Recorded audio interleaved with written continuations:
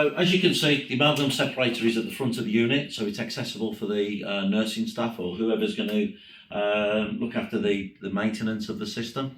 So to replace or clean the amalgam pot, first thing that we do is recommend that PPE is used. So that's gloves, face mask, glasses and an apron.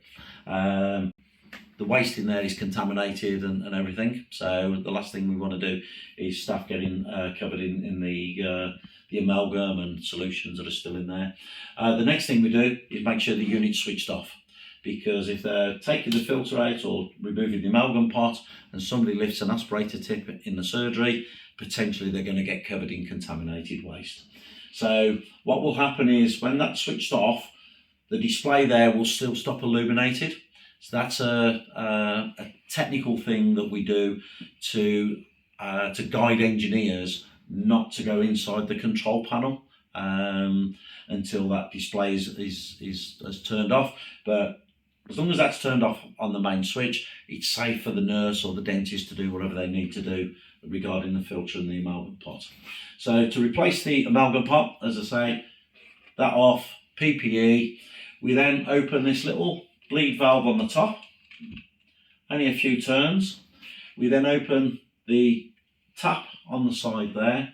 So the amalgam pot is full of amalgam with a small amount of fluid on the top. The cyclone is full of fluid.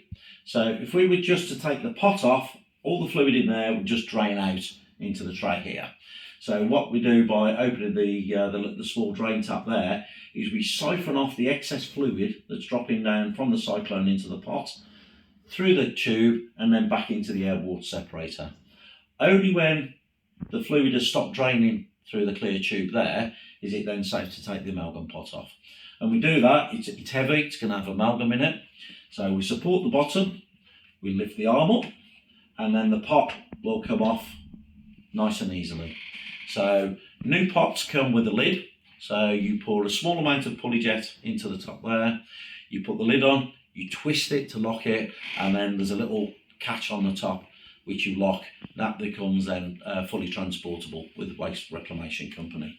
Alternatively, some people do prefer to clean these out into the amalgam safes. So make sure it's perfectly clean.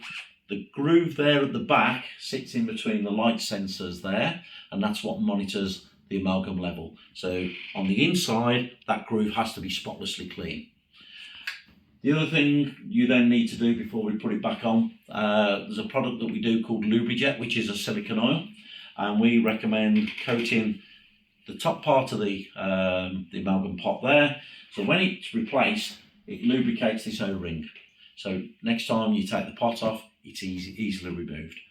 So how we replace the pot is we locate that groove at the back into the sensor.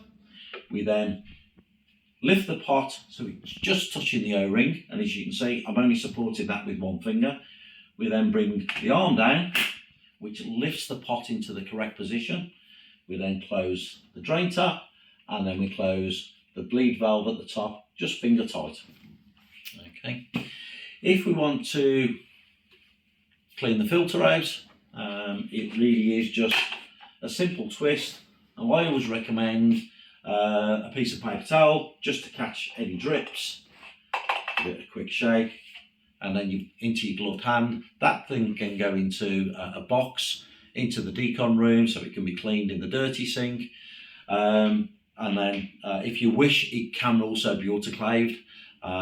Me personally, I don't see why, because once you put it back inside there, it's then going to be contaminated again. But it can be if that's what you wish.